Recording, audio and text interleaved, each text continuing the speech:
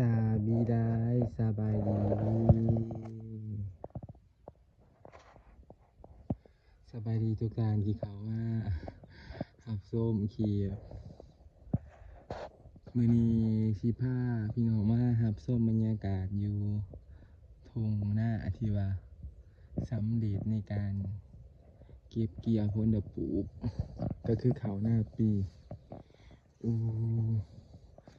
สำเร็จแล้วสำหรับเขาหน้าปีนี้เนาะแต่ว่ายังภารกิจหลายอย่างที่บ้านสำเร็จ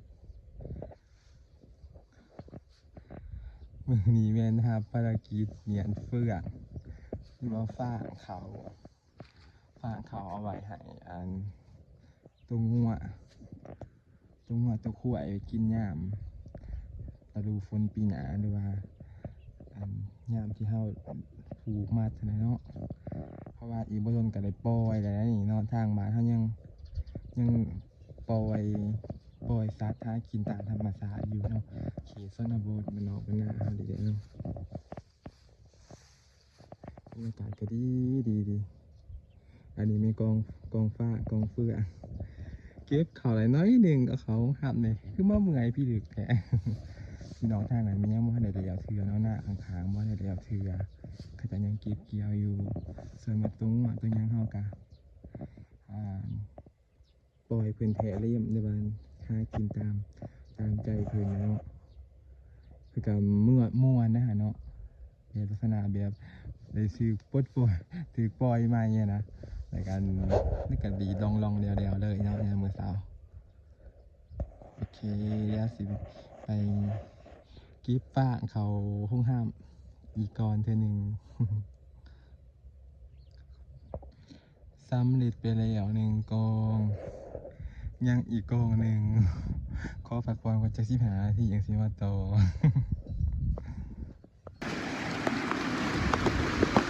ปิ่นไปรังบังสามพี่น้องเอ้ยโคตรขนาดแต่ว่าชิ้นเหนียนเครื่องคักเหนียนไปเหนียนมาโคนกระโตกเหนียนมาเดี๋ยวฉันกองเลยพี่น้องโคนกระโตกมายังแห้งพูนทางคือกระโตกมาเอาแห้งให้ตีหนับให้หน้ายังไดเดือนยังอะไรเลยหัวเดือนอย่างเงี้ยปิ่นมือนะให้ซื้อเหนียนสร้างเครื่องกระตุ้มเบิร์ดเลยพี่น้องเหมือนจะ2-3 วันเฉลี่ยออกจะมากันมาเนื้อธรรมศาสตร์สาลังฝนสีงามขัดว่าพี่น้องฝนมาอีกแล้วนะมาอีกแล้วดูไงเลยเดือน12กี่เพลงอื่นมาเฮ้ยเนาะพี่น้องเนาะน้องฝนโตอยู่ฝนดีนี่ปีนี้พี่น้องจะว่าเขาหัวเทียมหัวเนี่ยที่จะว่าฝนใส่สีเหลืองเครื่องเขาห้ามมั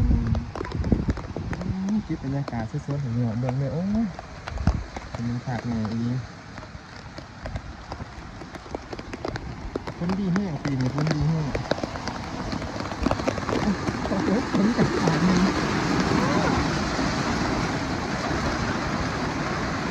ฝนเดือน12เป็นคนธรรมดาเด้อเป็นบนลิ้นหน่วยผู้อย่างน่ะ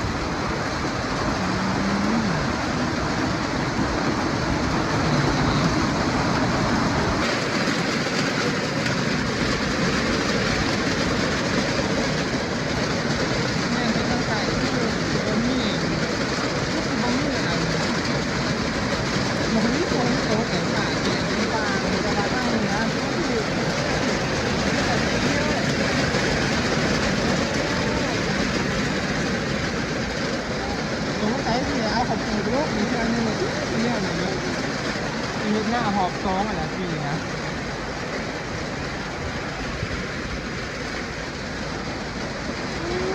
จะมาทางไก่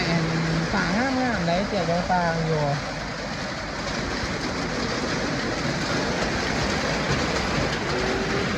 จุ่มเย็นดีแต่บางหมู่บ้านในหมวดเขาเขาของเมื่อบ้านเหี่ยวหน่อยถ้าทำอย่างนี้เที่ยวเวลาเนี่ยเจอน้องเขาเนี่ยหลายคนจริงดีเลยหรอขับเลยขับผ่าน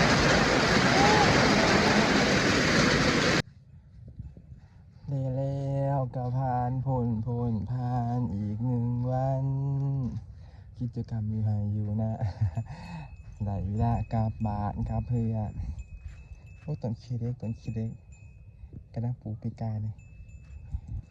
กลับบ้านครับเพื่อนแล้วบัดนี้ได้หมกบวบอยู่ข้างเทียงกลับเมื่อบาทเมื่อเฮือนก่อนบาทนี่